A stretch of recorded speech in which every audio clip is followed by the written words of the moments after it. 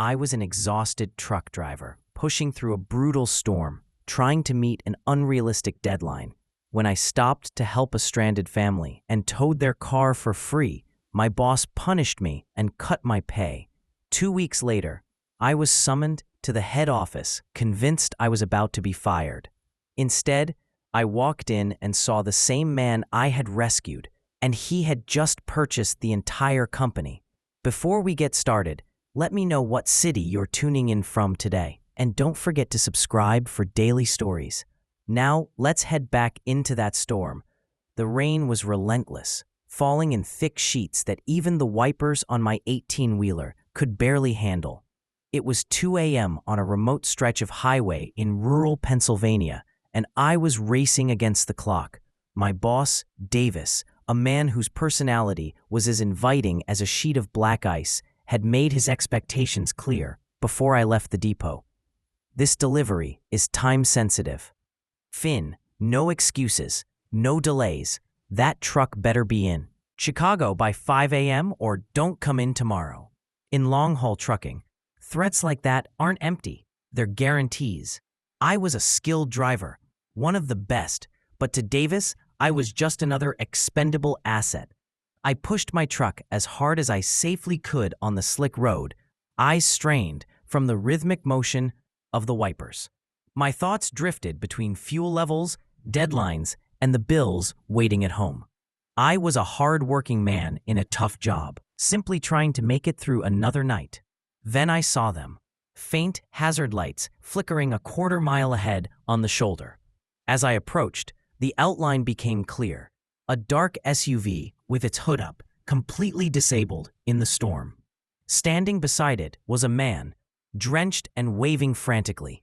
My instinct, shaped by years of pressure from Davis, was to drive past. "Not your issue," a voice in my head argued. "Stop and you're late. Late means fired."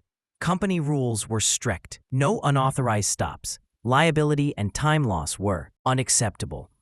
I moved to change lanes and pass, but my headlights illuminated the inside of the vehicle, and I saw them. A woman in the back seat, and a child no older than 5 strapped into a car seat beside her. A family stuck in the middle of nowhere, in the worst storm of the year. With a frustrated sigh at my own conscience, I hit the air brakes. The sound cut through the storm as my rig slowed and pulled to the shoulder ahead of them. I grabbed my rain gear and stepped out into the downpour. The man, in his mid-50s with a tired, kind face, ran toward me shouting over the wind. Their engine had completely died, and they had no cell service. I told him to get back in the car with his family while I checked the engine. It didn't take long to see the vehicle was beyond repair for the night. They would need a tow, and in a storm like this, one could take hours, if one even came. When I told him the car wouldn't start again, I saw the panic in his eyes as he looked back at his wife and child.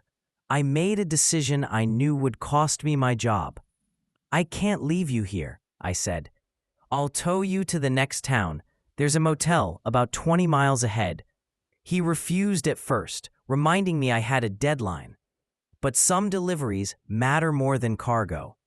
We spent 20 cold minutes chaining his SUV to my truck. Then we drove slowly through the storm, communicating occasionally through the CB radio. We arrived at a small motel close to 4 a.m. After unhooking his car, he approached my window, offering what little cash he had.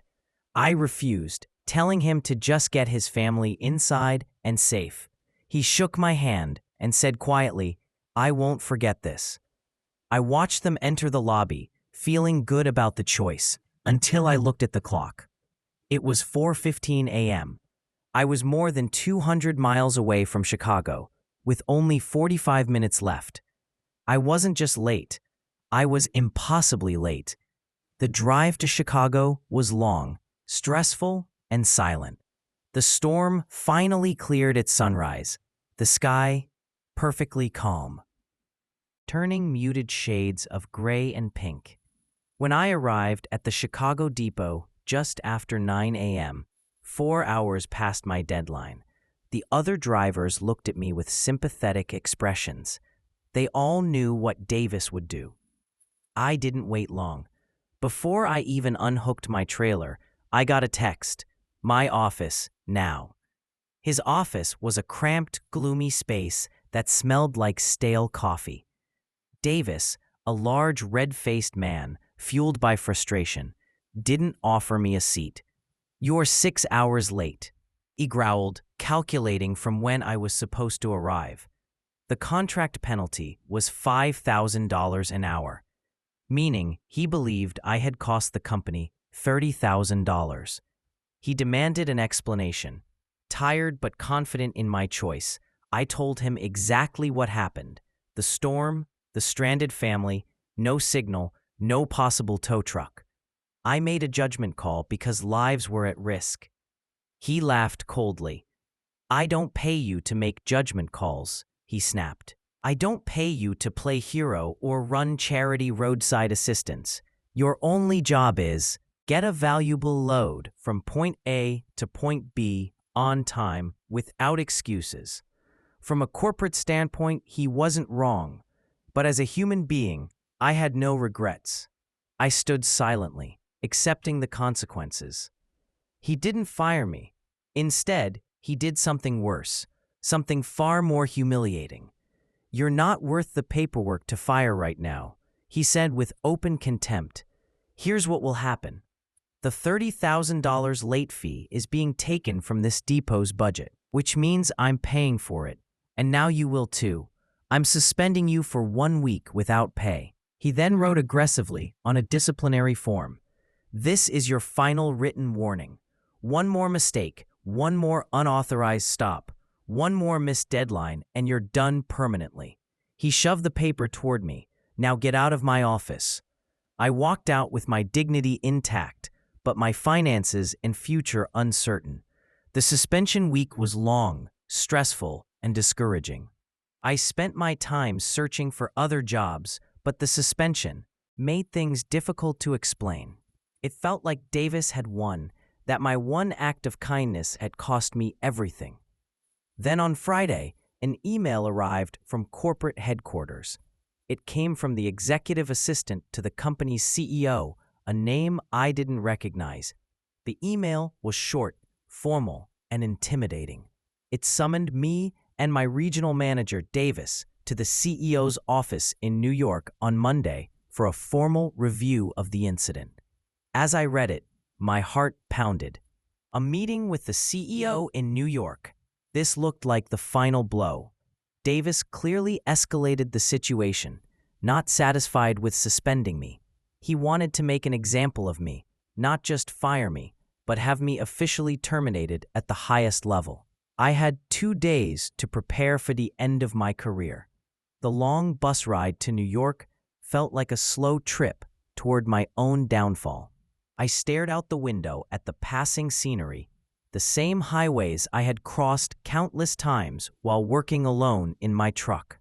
I thought about my year of on-time deliveries and honest work, and how quickly it was all being erased because I chose to help someone. I wasn't angry, just exhausted. I had lost the battle and accepted the consequences. When I arrived at the headquarters of Freightline Logistics an hour early, I was overwhelmed. The building was a sleek, 50-story tower on Park Avenue, nothing like the diesel-covered depots I was used to. I felt out of place. I found Davis waiting in the executive lobby on the top floor.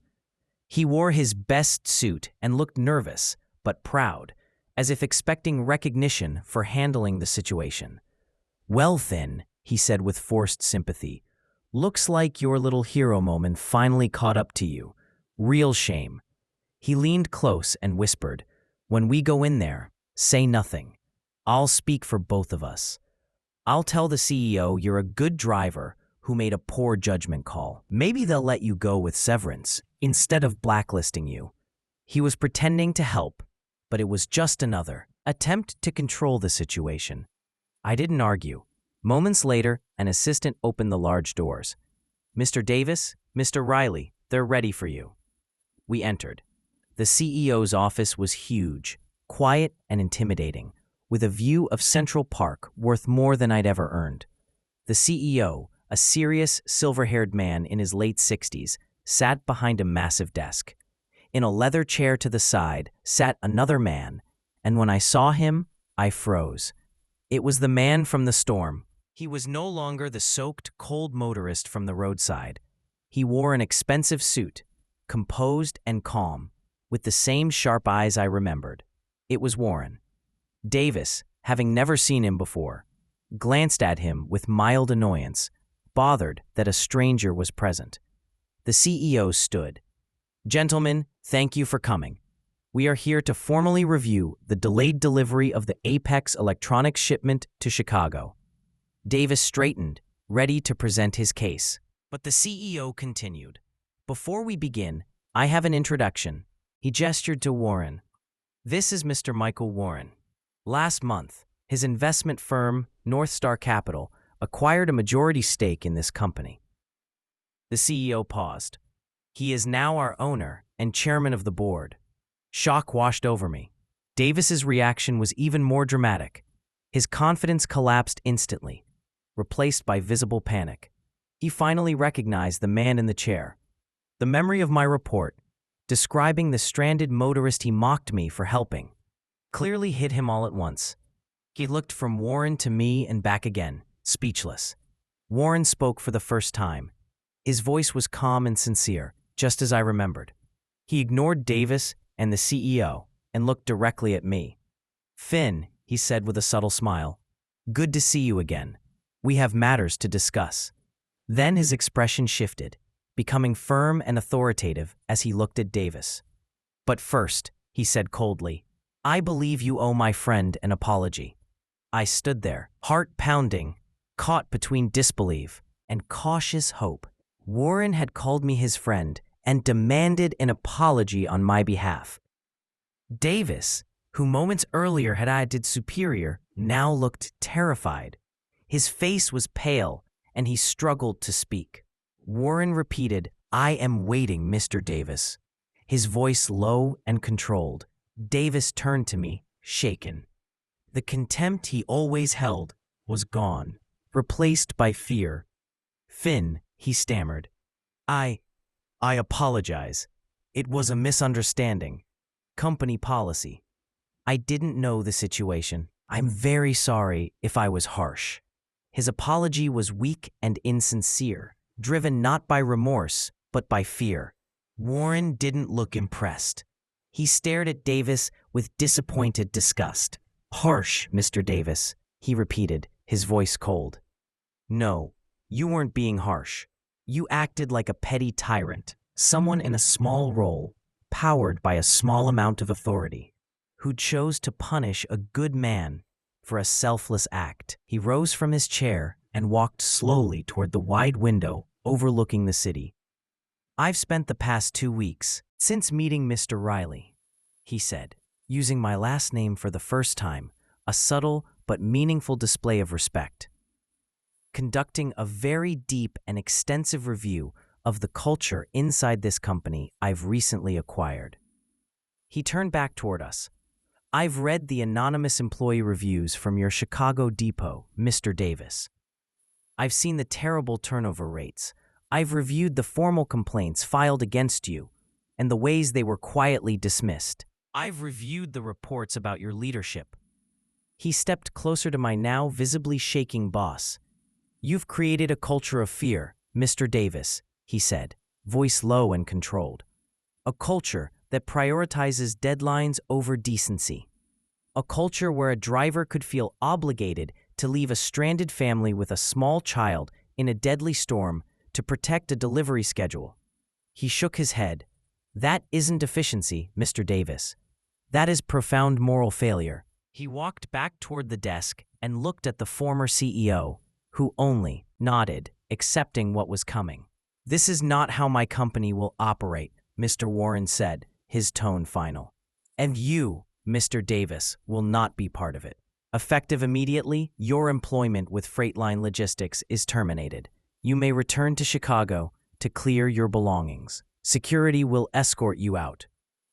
Davis collapsed into a chair, defeated, face buried in his hands, as two security officers entered the room.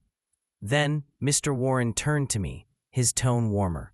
"Finn," he said, offering a small dry smile, "I now have a major Chicago depot, one of our most critical hubs, without a manager." I stared at him, my mind struggling to keep up with what was happening.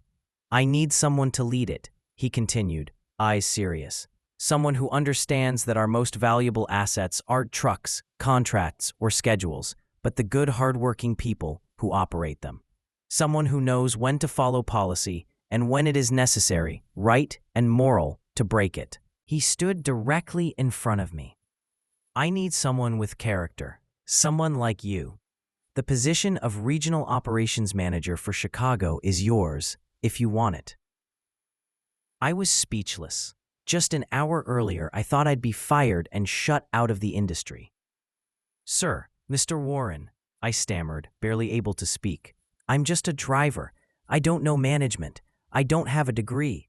He raised his hand, stopping me. "You know how to treat people with respect. You know how to make hard decisions under pressure. You value human life over profit. That is the part of management that cannot be taught."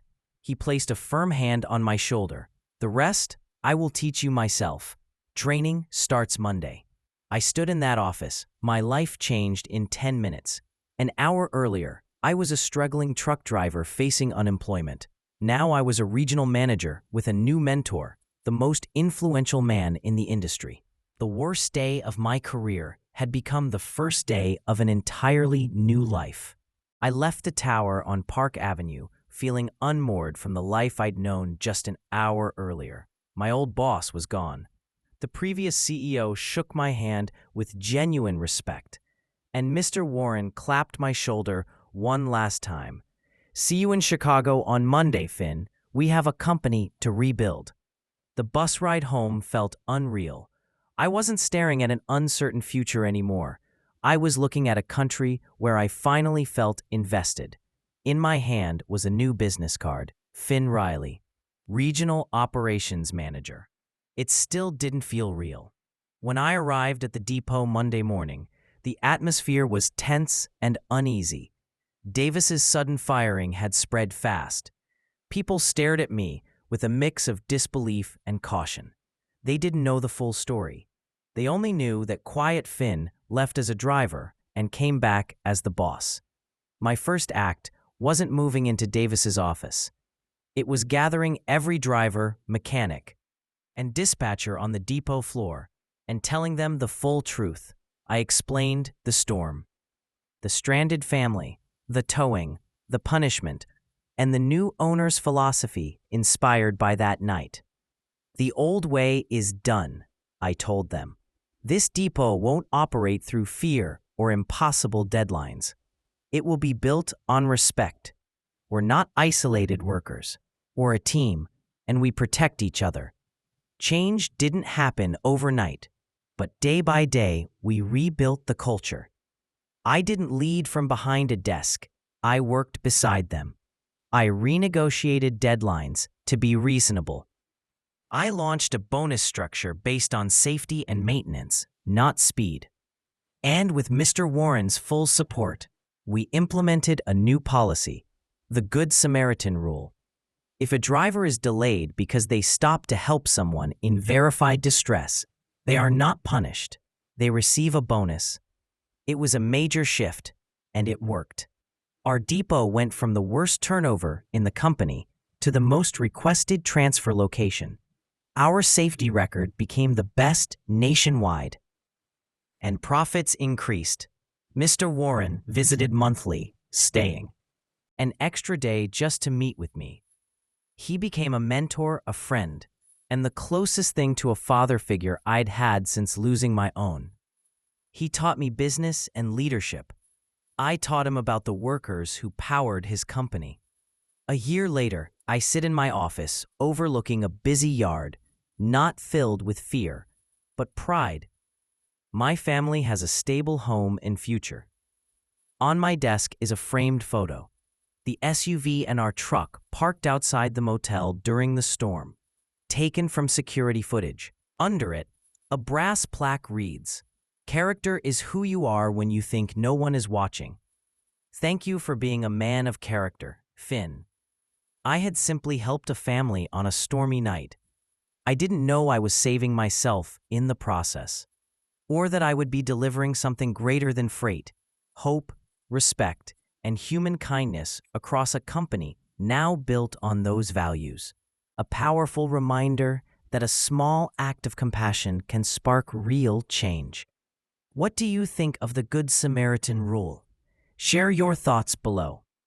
If this story inspired you, don't forget to like, subscribe, and enable notifications for more stories about justice, kindness, and redemption.